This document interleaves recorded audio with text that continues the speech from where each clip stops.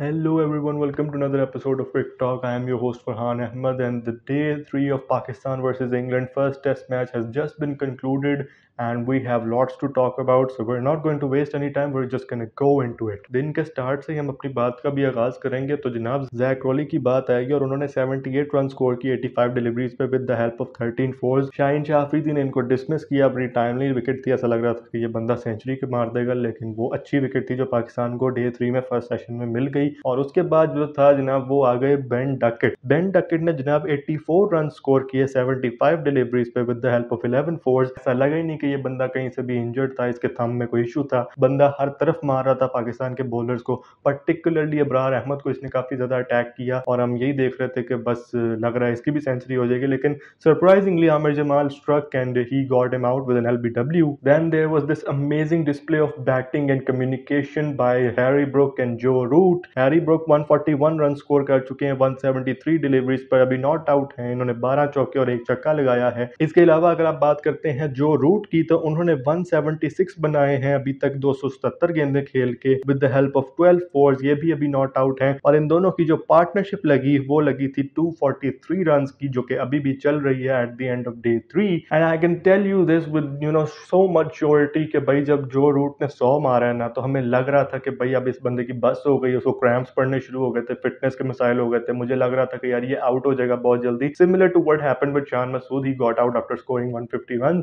But turns out that Joe Root is much bigger than Shan Masood because he is still going on 176 not out। बंदे ने किसी तरह दिन survive करना था, वो उसने कर लिया है, अब वो कल आएगा वो फ्रेश होगा बिल्कुल और ऑलरेडी 176 रन कर चुका है। I think 200 is on the cards for Joe Root and it will be massive for him, it will be a huge milestone for him। He just had another milestone today which was that he became England's highest runs getter in test cricket। he surpassed Sir Alistair Cook। तो यार जो root ने काफी अच्छी batting की है अभी तक और हैरी ब्रुक ने काफी अच्छी बैटिंग की है, बहुत अच्छा साथ दिया है उनका। और हैरी ब्रुक ने जो भाई 100 मारा है वो इनका चौथा 100 है पाकिस्तान के खिलाफ, इससे पहले भी 300 कर चुके हैं जब 2022 में पाकिस्तान आए थे। टोटल आई थिंक इनके 600 हैं या 700 हैं टेस्ट क्रिकेट में और भाई 4 आ गए हैं पाकिस्तान के खिलाफ। मैंने आपको पहले बताया था मेहमान नवाजी की हमारी आदत बहुत अच्छी है, वो कंटिन्यू रही है और हमने जनाब हैरी ब्रुक को एक और 100 दिया। पाकिस्तान की थोड़ी सी हम बॉलिंग की बात करते हैं तो जनाब एक विकेट मिली हमारे आमिर जमाल को, उन्होंने आउट किया था बेन डकेट को, लेग बिफोर कर दिया, और एक विकेट मिली शाहीन शाह अफरीदी को जिन्होंने जनाब आउट किया जैक रॉली को, एक वो भी टाइमली विकेट थी, लेकिन other than that no Pakistani bowler was able to pick up a wicket in the entire day 3 of this test match. Bowling की बात कर ही रहे हैं तो हम किस तरह बात ना करें अबरार अहमद की। देखिए मैंने अपनी सीरीज प्रीव्यू में कहा था कि अबरार अहमद हैरी पॉटर है, लेकिन but without magician Harry Potter है, क्योंकि उसकी सारी मिस्ट्री निकल गई है। यही हमें नजर आया आज के मैच में। मैं आपको अबरार अहमद के थोड़े से फैक्ट्स एंड फिगर्स बताना चाहता हूं आज के मैच से related. 35 overs bowled, 0 maidens, 174 runs conceded with 0 wickets। That is like horrible stat for Abrar Ahmed. Abrar को तो ऐसा था कि इंग्लैंड ने बहुत अच्छा रीड किया हुआ है, ना उसकी गूगली वो छोड़ रहे हैं, ना उसकी लेग स्पिन छोड़ रहे हैं, ना उसकी टॉप स्पिन छोड़ रहे हैं, कोई मिस्टीरियस चीज है ही नहीं अबरार के बारे में, और वो उसको just an ordinary bowler treat करते हुए हर तरफ खेल रहे थे और बड़े शानदार उन्होंने रन बटोरे अबरार अहमद की बॉलिंग पे। ये पाकिस्तान के लिए मैसिव कंसर्न है कि आपका जो लोन स्पिनर है, एक तो हम रखते भी एक ही स्पिनर अपनी लाइनअप में, और आपका वो भी जो स्पिनर है ना वो आपका ठीक तरह से रिस्पॉन्ड नहीं कर रहा पिच पे और कंडीशंस पे, और जिस तरह की भी मतलब पिच कंडीशंस हो, आपके स्पिनर की रिस्पॉन्सिबिलिटी होती है कि कम अज कम एक विकेट आपको लेके दे। लेकिन Abrar Ahmed completely off colour है since the Bangladesh series and his mystery has been like exposed entirely, and these are like worrying signs for Pakistan कि what are you going to do in the future if your lone spinner is not bowling well। Abrar के बाद हम बात कर लेते हैं ना मुल्तान की पिच की। तो देखिए मुल्तान की पिच के बारे में ये बताया गया था कि जनाब ये पिच जो है इस पे ग्रास जो ट्रिम डाउन कर दिया गया है, ये थोड़ी सी बैटिंग के लिए साजगार होगी फर्स्ट 2 डेज, और उसके बाद ये थोड़ी सी ना चेंज होने लग जाएगी, जो पिच में क्रैक्स है ना वो ओपन होने लग जाएंगे, और ये जो पिच है वो बेनिफिशियल होगी स्पिनर्स के लिए on day 3, 4 and 5। But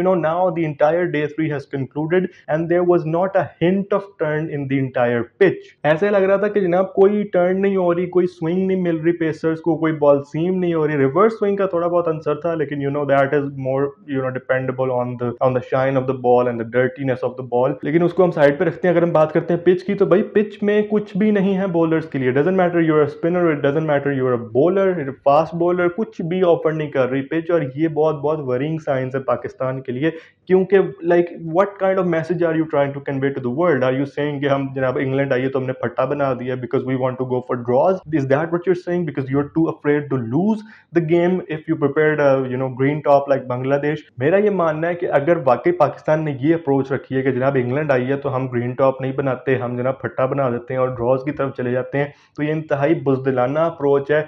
I believe आपको रिजल्ट के लिए जाना चाहिए भाई। और अगर आपकी ये ग्रीन टॉप वाली स्ट्रैटेजी अच्छी लगी थी बांग्लादेश वाली सीरीज में, तो आपको उसी को कंटिन्यू करना चाहिए था, उसी को अपना होम टेम्पलेट बनाना चाहिए था। दो services were good, those were not bad, we were bad, we didn't bat it good, and then our bowlers were not good enough to pick up 20 wickets on that wicket.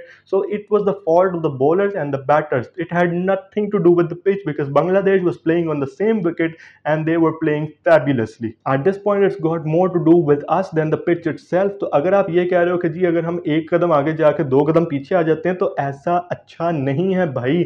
आपको समझना पड़ेगा, अक्ल से काम लेना पड़ेगा कि हमने जो वो पिचेस बनाई थी वो डिसेंट थी, एंड मे बी अगर हम उसी को कंटिन्यू करते तो अभी तक हम बांग्लादेश की तरह ही कुछ थोड़ा बहुत ट्रबल कर लेते हैं इंग्लैंड को, क्योंकि ये हमारी टीम थोड़ी सी बेटर होती। हमारे पास आमिर जमाल है, हमारे पास अबरार अहमद है जिसने वो वाला टेस्ट नहीं खेला था पहला वाला, तो हमारे पास काफ़ी ज़्यादा ऑप्शंस होते हैं एक्सप्लोर करने के लिए। लेकिन पाकिस्तान ने ऐसा नहीं किया, उन्होंने ऐसी पिच बनाई है जो अभी तक कुछ रिस्पॉन्ड ही नहीं कर रही। इंग्लैंड ने डे 3 खत्म किया है 492 और 3 पर, और अभी इनका डेफिसिट रहता है 64 रन का।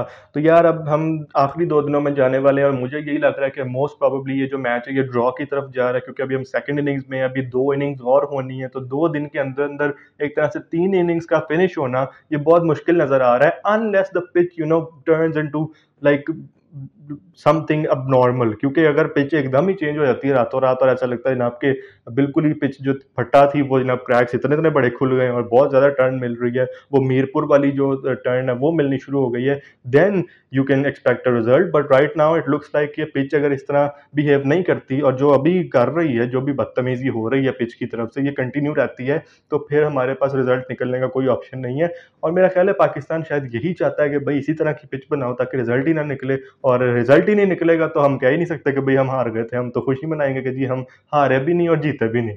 बहरहाल ये वो सारी बातें थी जो आज के डे में हुई हैं, और आगे क्या लग रहा है आप मुझे कमेंट सेक्शन में ज़रूर बताएं। मैंने आपको अपनी राय से आगाह कर दिया है, अब आप अपनी राय से मुझे आगाह करें। अगर मुझसे आपको कोई इख्तलाफ है तो वो भी मुझे कमेंट सेक्शन में ज़रूर बताएं। बाकी अगर वीडियो पसंद आई होगी आपको तो यार वीडियो को लाइक कर देना, चैनल पर नहीं हो तो चैनल को सब्सक्राइब कर लो ताकि इसी तरह का कॉन्टेंट आपको मिलता रहे।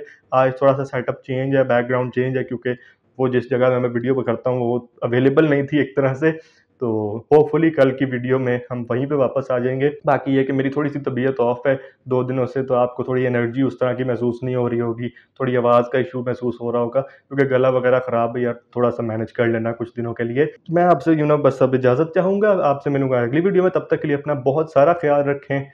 अल्लाह हाफिज़।